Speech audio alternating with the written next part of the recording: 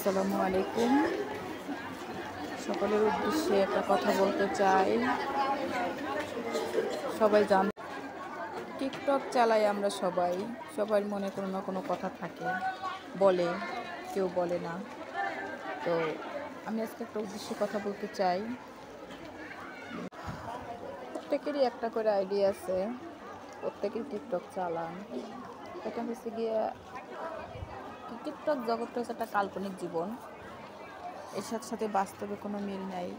তো দেখেন, যার ভালো লাগে টিকটক দেখবেন, যার ভালো লাগে লাইক করবেন, যার ভালো লাগলে করবেন না। আমি কাউকে কখনো রিকোয়েস্ট করি না লাইক করেন, কমেন্ট করেন। তবে কিছু মানুষ ইনবক্সে এসে নক করে, নাম কি, কোথায় থাকেন, বাড়ি কোথায়। আরে ভাই, প্রত্যেকজনের এগুলোর যদি উত্তর দেওয়া হয় তাহলে তো আমার মোবাইল নিয়ে বসে থাকতে হয়। আর আমি প্রয়োজন মনে করি না। আমি যেই হই, আপনি যেই হন, আপনার তো পরিচয় হওয়ার আমার সাথে কোনো দরকার নাই। কতজনের সাথে পরিচয় হবেন?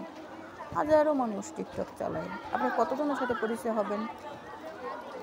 সো আমি আশা করব, আর আমি একটা কথা বলতে চাই, কেউ নেগেটিভ নেবেন না।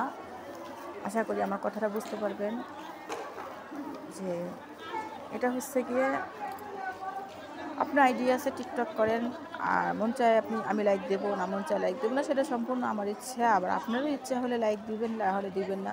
সবাইকে তো আর বলক মাইরা সরানো যায় না। আশা করি, আমি বলতে না, কারো ইনবক্সে নক না করাটাই বেটার, বুদ্ধিমানের কাজ। তারপরও আমি থাকি জর্ডানে, নাম আইডিতে দেওয়া আছে। আপনি আমার নাম দিয়ে কী করবেন? আপনি বলেন নাম কি? আচ্ছা, আপনি কি আমার নাম ধরে ডাকবেন? কাছের মানুষজন নাম ধরে ডাকে, তখন তার নামের প্রয়োজন হয়। আপনার তো আমার নামের প্রয়োজন নেই, কারণ আপনি তো আইডিতে আছেন, বাস অতটুকুই।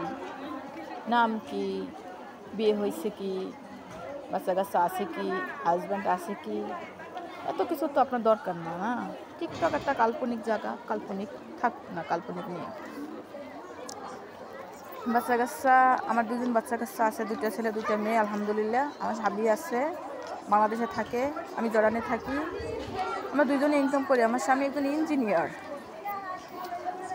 বলবেন ইঞ্জিনিয়ারের বউ, তারপরে আবার জর্ডানে কেন গেছে?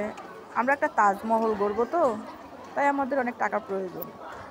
এজন্য আমি জর্ডানে আসছি, চাকরি করি। আমার হাজব্যান্ড বাংলাদেশে ইঞ্জিনিয়ারিং করে। আশা করি এক কথা সবার প্রশ্নের উত্তর পাইছেন। আর আমার কথায় কেউ নেগেটিভ মনে করবেন না। যদি কারো মনে কষ্ট লেগে থাকে, ক্ষমার দৃষ্টিতে দেখবেন। অজানা মানুষ, অপথের মানুষ, কারোর মনে কষ্ট দিয়ে কথা বলা আমার উদ্দেশ্য না। কেউ কষ্ট পাইয়া থাকলে আমাকে ক্ষমার দৃষ্টিতে দেখবেন।